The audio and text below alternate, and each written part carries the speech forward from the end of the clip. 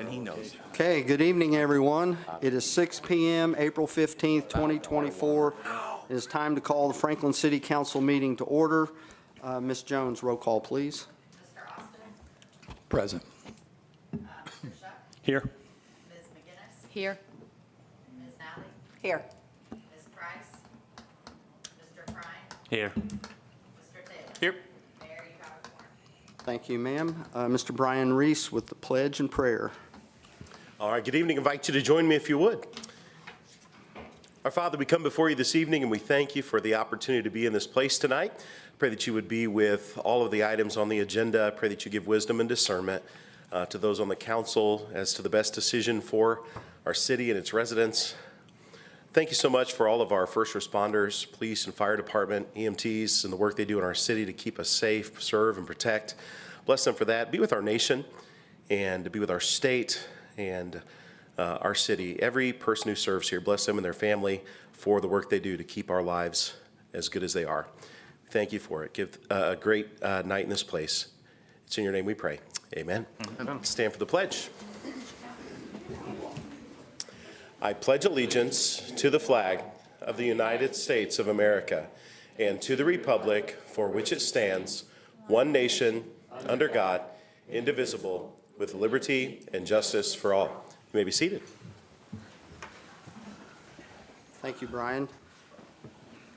Okay, that gets us to announcements and public comments. We allow 2 minutes before every meeting for anybody that has anything that's not on the agenda can get up and announcement and public comments. I think we have somebody in the room that's wanting to do that. Hi, Emily.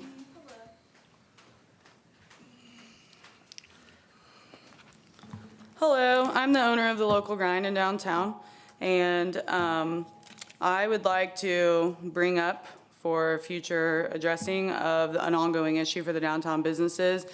We deal on a regular with economical hurdles as any small business, but also we have many events in downtown that have reached a point that we have multiple event planners now with their own ideas for the downtown area. While these events can be great for the downtown and city of Franklin, certain aspects we feel as business owners are going overboard. Unlike most, however, we have been to the individual event planners and we feel unheard as well as brushed under the rug. I know many business owners have come to the city as well with similar results, but we are not here to just complain and leave you to magically fix it all. We have come up with a rough outline of an idea that with modifications could be viewed as best practice for all businesses and events in the downtown area. We are trying to come up with a solution that works for everyone instead of just coming and complaining, so please hear me out. In 2023, 8 downtown businesses closed, and we are in a different position than most businesses because we chose to be in downtown, so our economical hurdles are different. The Eclipse planning, while a touchy subject, is a primary example of ill planning and the critical role that event planners can play in making small businesses that already hang in the balance of healthy and critical in today's times and their continued growth in this city. We stand together to point out that despite the economical hardships, almost double the restaurants of 2017 have chosen to open locations in Franklin's downtown, and we strongly feel that many of the viewpoints are outdated at best for the needs of the downtown cityscape and its events.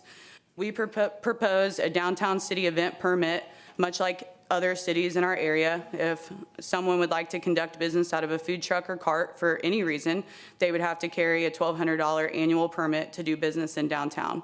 Or a vendor, with exclusion of farmers markets, they would have to acquire a $350 permit. We feel this money should go into a downtown fund called the Downtown Hindrance Fund. Hey, Emily, sorry, I got to cut you off because here's why. Okay, we told you 2 minutes, and that's what we do. And here's what I'm going to tell you. We hear you every time. And when you started off, you're not heard. You are heard. I know you've met with Joanna. You've been meeting with our planning department. Mm-hmm. I know you've met with Chip because you are being heard. And tonight's not the night to sit here. What we would do, you go to our planning department, and if you have a plan that they think works, then they will bring it to us. But if if you don't go through them first, we're not going to sit here and try to decipher what it should be. It's not this board's job to do. So keep working with the planning department and keep working with the parks department, and that's where we're at. So Okay. I am pro-business. These folks are pro-business, and I think that you can see that downtown. And one thing you said is not true. You said we have multiple planners for our downtown events. We have Franklin Parks Department. You got to go through them, period. Even Discover Downtown Franklin has to go through the Parks Department. They are our planners, and we are going to work with those folks to be our planners as we have been. If you feel like you're being neglected, you need to be working with our planning department, which you have, correct? Yeah, I've attempted to. Yeah, and that you felt like you haven't been heard. You are heard, but it's not being heard to where we think it's better in the situation. So that's why we're not going to put a plan together that's going to change what we do. I'm just being straight up. Now, I can be the bad guy. I didn't want to be the bad guy, but I think you've been working with the planning department, and I think they've told you that a few times. Well, they've told me that the subject of food trucks would not go away in downtown, but I didn't come down here to say, let's get rid of all food trucks. I came down here with a plan that best works for And I'm telling you, ongoing events. go work with the planning department, and the planning department will get with the Board of Works, and then if the Board of Works sees something that needs to be changed, they will present that to the city council. So that's where we're at. You wanted to come to the city council, and I told you can come and voice your opinion, and that's what you did. And we get the gist of it. But to start talking about the plan on what we're going to do, we're not here to talk about that. So it's where we're at. So go to planning, which I've already done, and then go to public works. Well, no, planning will bring it to the Board of Okay. Works if they think it's something they want to bring to us. I'm Okay. being told by the parks and the planning department, it's not something that they want to bring to us. So that's what I've been told. So that's where we're at. Okay. So thank you very much, and we'll do what we can do to help you with your business, and hopefully you continue to thrive here in town. Thank you. Is there anybody else with any announcements or public comments? Okay, we will go on to the consent agenda. Move to approve the consent agenda from the meeting minutes from April 1st, council Second. meetings. Okay, we have a motion and a second. All those in favor? Aye. Move to read old business by title only. Second. We have a motion and a second to read by title only. All those in favor? Aye. Any opposed? Okay, under old business, item number 1, approval of budgetary ordinance 24-07 to transfer from MVH fund to MVH 400 in the amount of $123,631.08. Street Commissioner and Fleet Manager Brett Jones. Sir. Thank you, sir. I appreciate it. If you recall, this is basically moving money that went back into the MVH fund at the end of the year. It is insurance proceeds from the damage that was done to our building, I guess at this point, over a year ago during the storm that hit north side of Franklin and Whiteland. So we've got a contractor in place. Things are moving forward, but just want to get this money moved so that when bills do arrive, that we have the funding in the proper place to be able to pay those. And this is a public hearing, so we will open this up for a public hearing if anybody has any questions for Brett or the council. Hearing none, we will close public hearing. Move to approve budgetary ordinance 24-07. Second. We have a motion and a second. All those in favor? Aye. Any opposed? Hearing none, motion carries. Thank you. Appreciate Brett. it. Next item, approval of budgetary ordinance 24-08, appropriation of state and city funds for the community crossing grant. Clerk Treasurer Jan Jones. Yeah, so this was introduced last meeting. This is, the city has received these grant funds, and it's now necessary to appropriate these funds into the local road and bridge matching grant fund for the 2023 Part 2 Community Crossing Grant in the amount there that's listed for us to spend. Okay, and this one as well is opened up for public hearing. If anybody has any questions on to what Jan just told us, basically, we've already appropriated the money into the accounts, and now we need to give Jan the permission to pay the bills out of the account. Request and approval to move budgetary ordinance 24-08. Second. We have a motion and a second. Let me back up just a second. Did I open it up for public hearing on that one? You did. Yes, yes. Okay, and we closed the public hearing. We've had the motion, we've had the second. All those in favor? Aye. Any opposed? Okay, thank you. Next item, number 3, which will also be a public hearing. Approval of budgetary ordinance 24-09, appropriation of the K-9 Donation Fund 200 series in the amount of $5,500 and 300 series in the amount of $5,000. Police Chief Kirby Cochran. Thank you, Mayor. Thank you, Council. As you've heard this before, these are donated funds that came in from public donations. We're just asking for them to be appropriated so we can purchase this K-9. Again, this one is for public hearing, so we will open it up for public hearing. If there's any questions for Chief or the council? Hearing none, we will close the public hearing. Move to approve. Second. We have a motion and a second. All those in favor? Aye. Any opposed? Hearing none, thank you, Chief. We're ready for new business. Move to read new business by title only. Second. We have a motion and second to read new business by title only. All those in favor? Aye. Okay, item number 1, yearly tax abatement compliance report for approval. Community Development Specialist Dana Monson. Good evening. As I did at our last meeting, we have some more abatements that we need to review. I want to go through one set first, and then we have 3 that I would like to talk about individually. So to start, the EDC meeting, they did meet last week, and they approved the following companies to be found in substantial compliance with their abatements. So I need to read those into the record. C-2024-01, Ishan Industries, C-2024-04, BP Rex, C-2024-08, Essex Furukawa 2114, C-2024-09, Essex Furukawa 2306, C-2024-10, Essex Furukawa 2307, C-2024-26, NSK Corp. 1320, C-2024-27, NSK Corp. 1619, C-2024-28, NSK Corp. 2207, C-2024-09, NSK Corp. 2208, C-2024-31, NSK Precision 1318, C-2024-21, NSK Precision 2209, C-2024-33, NSK Precision 2210, C-2024-34, Ortho America PRJ, C-2024-35, Ortho America, and C-2024-38, Powder Metal Tech. The commission found all of these to be in substantial compliance. They all were either meeting their numbers or very close to their numbers, but every single one of them was definitely above in wages. So, Mr. Taylor, I don't have anything further. Nope, that pretty much covers it. And just like the last time, most of them were well above in wages. A couple of them were, I had to ask Dana where they got the numbers, but they were well above in wages. But it was good to see they were moving forward. So this time, I'd just like to ask the council to find these in substantial compliance. Move to approve all the tax abatements Dana read in compliance. Second. We have a motion and a second. All those in favor? Aye. Any opposed? Okay, hearing none, we'll go on to the second part. Yes, so I have 3 that we need to take individually. The first is C-2024-15 GMI Corp. 2221.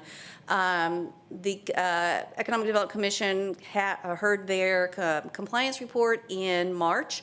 The company has requested that we rescind their abatement due to the fact that they are having issues with their vendor. This is absolutely nothing against GMI, and I do want to stress that. GMI is not having problems. They're doing great. Their numbers are up and they look well. It's simply a problem with the quality of the product that they were getting from their vendor. They were not satisfied with it.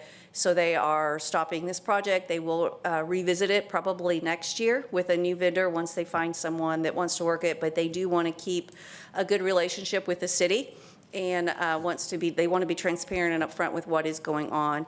So we did hold a public hearing on April the 9th. And the EDC did find that they should deny this abatement and have it rescinded. So, Mr. Taylor, I don't know if you have anything else on GMI. No, that was it. I make a motion to deny, is that the correct? That's correct. To deny case C 2024-15, GMI 22-21. Second. So we have a motion and a second. All those in favor? Aye. Any opposed? Okay, thank you. The second one is C-2024-52, Deshang Seat Company with Resolution 2122. Deshang purchased land over on Linville Way. They had 3 years to complete their project. They have not even started their project at the end of 3 years. We have been reaching out repeatedly, have not gotten any, really any discussion with them other than company representatives saying, yes, eventually we want to do something, but nothing confirmed. Since they are past the date that they should have this completed per their SB1, in March, the EDC did find them out of compliance, and they did hold a public hearing again on April the 9th and did vote to deny them. So at this time, I am asking for a resolution or recommendation from you to deny this abatement. I say, none of these companies did come, none of them came in No. when we held the meeting, so, so this was, kind of our only step was to deny it because there was no other further information available. And you guys requested for, We requested did. them to come in, and no one from the three companies here came in. so. interesting. Thanks, Sean. May I ask, once you deny it, then what's the next step? I mean, just if no one knows what the next step is, and we deny them, what happens now? We filed this with the county, so should they go to attempt to apply, which in this case, they can't because they don't have a project. It does, though, mean that this resolution is rescinded, it is no longer effective. And in order for them to receive an abatement, should they come out, let's say they come out in 3 years, and 3 years from now they decide to go ahead and complete their project, they would not receive an abatement on it without coming back to us. Because of the amount of time since they came to us initially, the parameters of the project have more than likely changed. We definitely are assured that average wages and things like that have changed and requirements, and we would want to have the most up-to-date numbers to be fiscally responsible for this project. Okay, thank you. And Todd, I just want to add that Deshang, they was one, they bought the property and they did not keep up the property, and the city went and mowed it. They had a bill for over $2,000. They paid the bill. So if they don't keep their property up, we'll keep it up for them. Yes, sir. So, thank you. So then the third one and the final one is C-2024-07 Energizer Holdings 1908. As you all know, Energizer did make the announcement that they were moving their packaging portion out of this facility. According to their SB1 that they had stated, they had given us a number of employees of 400. They had told us that they would have almost $50 million in equipment. They had a deadline of December of 2023 to meet that, to meet those numbers. They did not do so. As of December 2023, they were exactly half. They had 200 employees and $25 million in equipment. So the council did choose in March to find them out of compliance. They were also informed that they were going to have a public hearing, which was held again on April 9th, and as Mr. Taylor said, they did not show up. I have received no communication back from them since this time. So they did, after the public hearing, they did choose to deny this. As far as this is concerned, just so that everybody understands very clearly, Energizer does not own this building. This building is owned by Sunbeam. Sunbeam has faithfully paid their taxes every year. They have faithfully completed all of the work they're supposed to for their abatements. They have turned in their CF1s. Everything has been fine. They're about halfway through their abatement on this building, which is 5 years, and they've already paid over $1 million in taxes over those 5 years.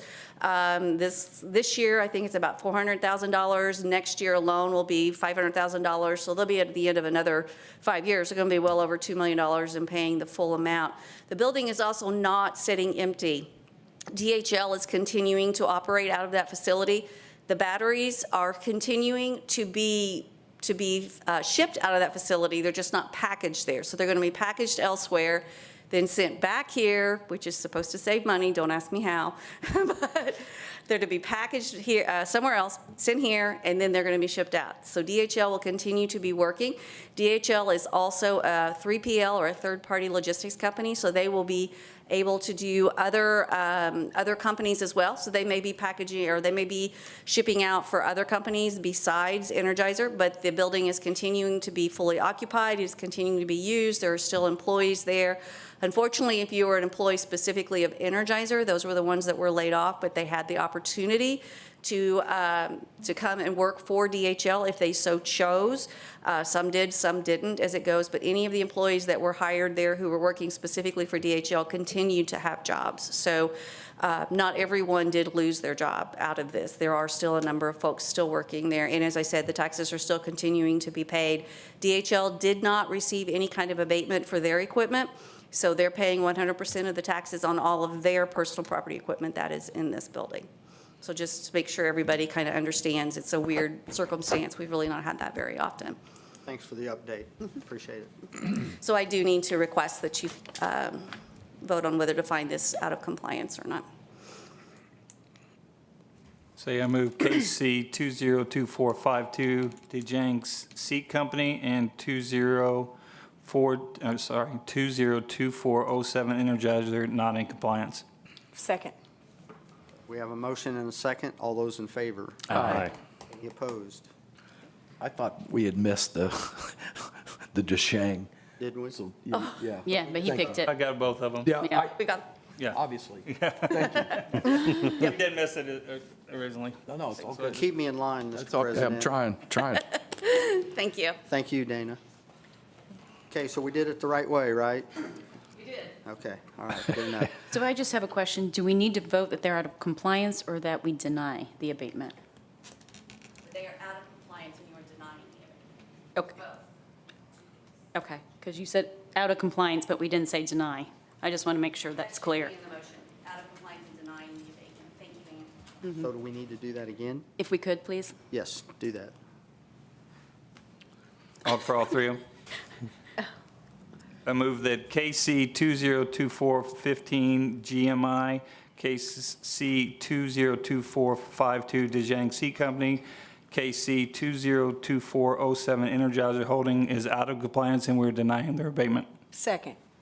We have a motion and a second. All those in favor? Aye. Any opposed? Okay, so just for the record, Ms. Gray had a family issue that everything's fine, and Mrs. McGinnis here is a lawyer as well, so thank you for Oh, that. you're welcome. Do I get paid extra? No, Oh, no. Finland the bill. yeah. I'm sure you do. All right, thank you. We'll move on to the next item, which is introduction of budgetary ordinance 24-10 to appropriate $325,000 into the MVH restricted capital appropriation for the Earlywood Drive and Umbarger Lane paving project. Okay, what this one is, it is for introduction only tonight. And earlier, we just passed the one that allowed Jan to spend the matching grant and the grant funds. Now, this would go in, this would be to pay for the remaining part of that job that does not get a grant. So this is just introduction, but that's where that's coming from, or what that's for. It's for that same project. Okay, that one's introduced. Is there any questions on that before I move on? Okay. The next one, introduction of budgetary ordinance 24-11, requesting to appropriate grant funds received from drug-free Johnson County Police Chief Kirby Cochran.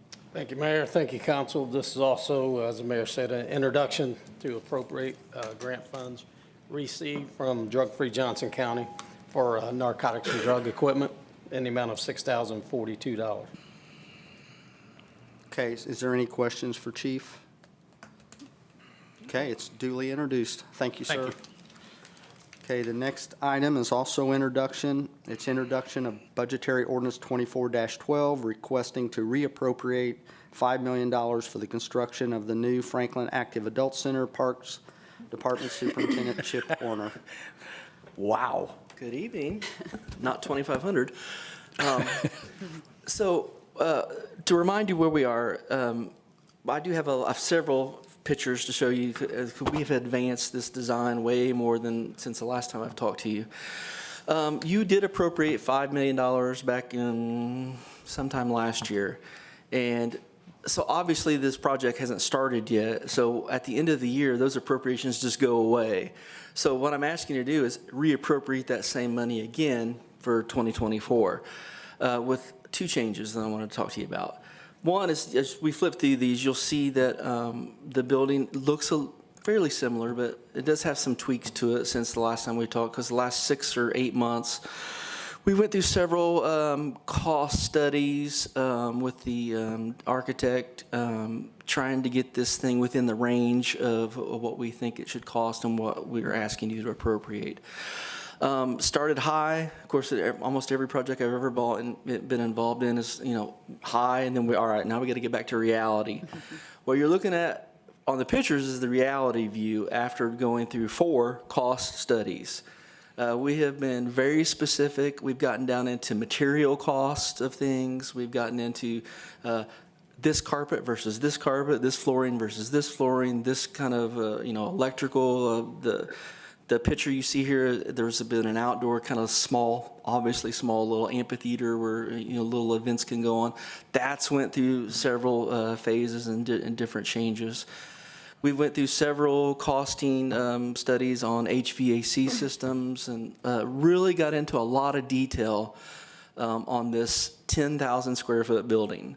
So it's not a huge building. It's pretty close to what sits there now. It's just not going to be the 1940s version. It'll be the more modern version. To date, we have spent about $262,000 of that $5 million you originally appropriated on the design. So that's where we've done all these costing studies. We've done several designs to try to get this thing within a range. I'm asking you tonight to reappropriate $5 million again. So I want to be very transparent that this building now is going to cost $5.2 million. Mainly because in that time span, things have cost more than they did 8 months ago. And that we're trying to be sensitive to what the architect has given us, that things don't cost the same as they did 8 months ago. This thing is already out to bidders, so it has already been let to bid. We have a you'll see just a second when we get to it. I should tell you some of these pictures at least. This is the auditorium where they'll do events, and they'll do, our town players will perform in this auditorium. It's very similar to the auditorium when you go over there now. It's similar to the same size. It holds about 100 people. But they can also use it for programming too. So it's also a multi-purpose room. You can't see this, but if you can see it on your iPad, this is the schematic design of it. It's very similar to what it looks like now. We've just added a little piece on the side that has a game room, so they do a lot of games and card games and those kind of things. But the other side of the building, the auditorium and the what I call the event room, is pretty similar to what they have now if you've ever been over there. It's just a little bit larger because as the programs got bigger, there was more people coming, and they needed to accommodate more people and more space. Obviously has, you could care less about some of this stuff, but it currently has 2 restrooms. It now has 9. So those kind of things that accommodate more people is what this building will now look like. Several things, we went through many phases on what the exterior of the building will look like. You saw some of those pictures. It started out beautiful red brick, and then it went to some downgraded versions of different ways to control cost in the process. We've spent several months. I give the mayor a lot of credit. He's like, "This is great, but you got to get it under the number." It's great, but you got to get it under the number. So that's what you see we've done. I will tell you, I probably shouldn't say this publicly because it's out to bid, but it's at the range where we're asking you for. Chip, if I can just say, Please jump in. at one point, they were talking $7-8 million, and that's where we drew the line and said, look, that's not going to happen. Yeah. We got a city council, and we got enough money that is appropriated $5 million. We got to be at $5 million. So that's what Chip's talking about with all the meetings we had, and a couple of them wasn't real pretty, so. No, this has been a tough one to get to. I want to even get to you because I wasn't going to come here and ask you for $2.5 million more. But we've at least got this time frame now. You can see we're kind of at the yellow, that's today, to reappropriate the funding. We'll have a pre-bid meeting next week. The bid opening will actually be the 13th of May. And then we'll come back to you, hopefully with the low bidder within that range on the 20th of May. Obviously, it's going to take a little more than a year to build, so it could be August, that's probably pretty aggressive, August, September of next year that it would be done. I did want to be on the next slide, Tara, very upfront, very transparent with you. We have spent $262,000 on the design to get to this point. I do think it's going to cost in the range of $5 million. So I don't want to ask you to appropriate $4.7 million and then have to come back in the next meeting and say, oops, it wasn't there. So we are asking you to appropriate $5 million.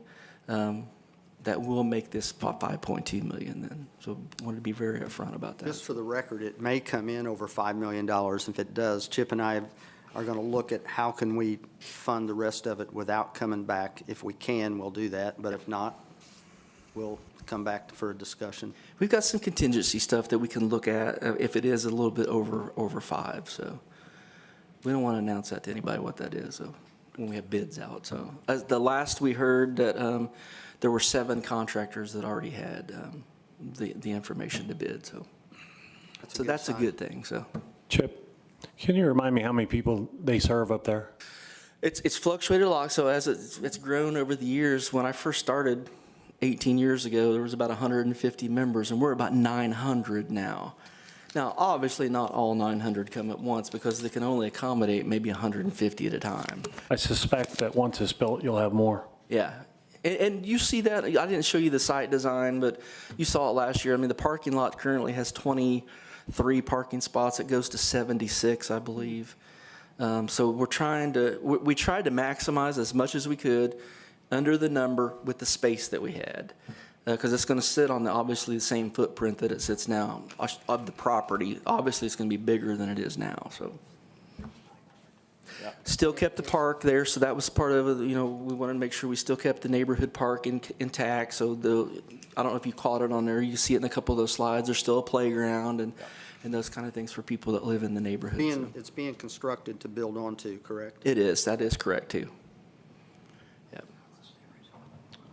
So any more questions for Chip? Because introduction only tonight? Any more questions, Todd? No, sir. Okay. Thank you. Thank you. Okay, thanks, guys. Duly Thanks, Chip. introduced? Yep. Okay. That gets us, there isn't any other business, council member comments, and Josh, I'll just start with you. That's the unlucky me? you. Unlucky All right. you. Well, I've got a couple of things here. First off, I want to say thank you to everybody that put in a lot of time in planning the Eclipse Festival and everything. Although it did not draw the crowd that we wanted, I spent a lot of time down here myself and talked to a lot of people all over the world, all over the country, and all of them I met and everything had nothing but great things to say about the way the city looked, how the festival, the activities they heard. So thank you for everybody that had a hand in that, including all the business people, because I know I talked to some of them and they had some good times too. Secondly, I've had a lot of comments on the sidewalk project over on East Jeff Street there. People are excited that that's finally happening and everything, so I just want to say that. Thanks, Josh.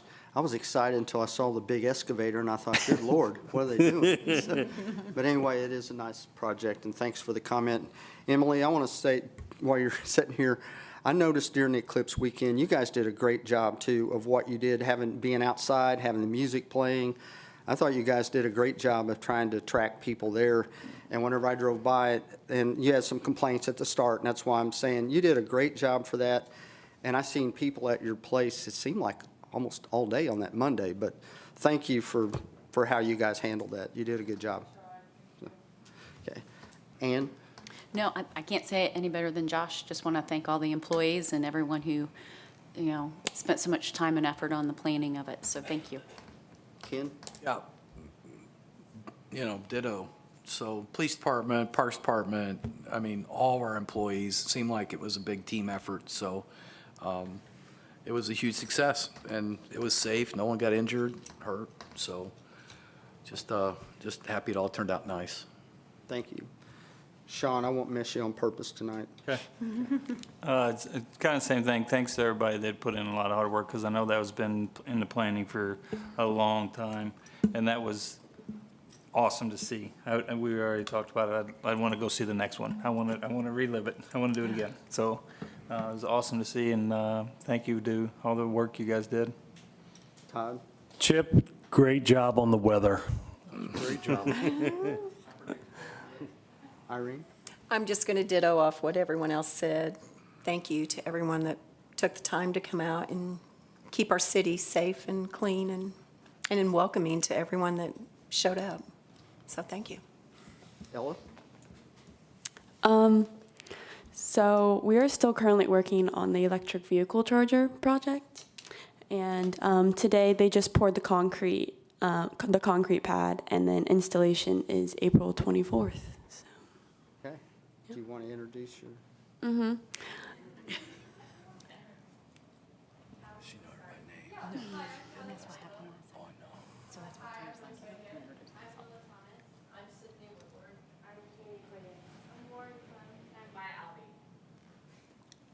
Braden, do you want to, you're not on Mayor's Youth Council, but you're sitting there in your outfit. I'm Braden.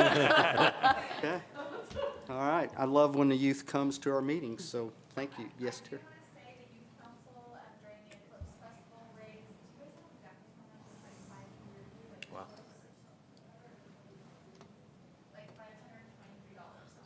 Wow. Good job.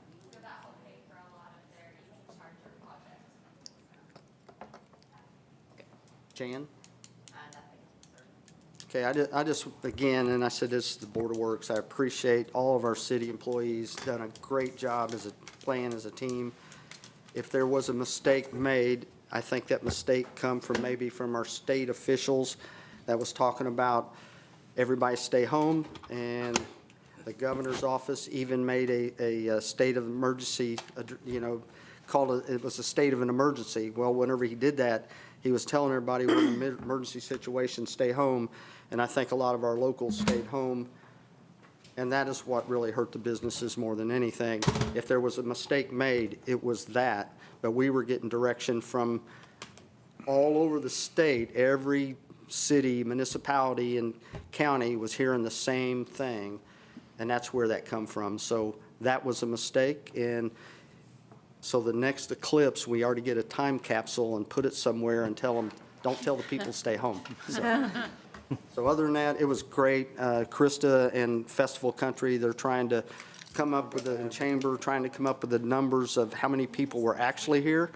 Because if you go look like at Scott Park and all around at Blue Heron Park, they were full. The people were here.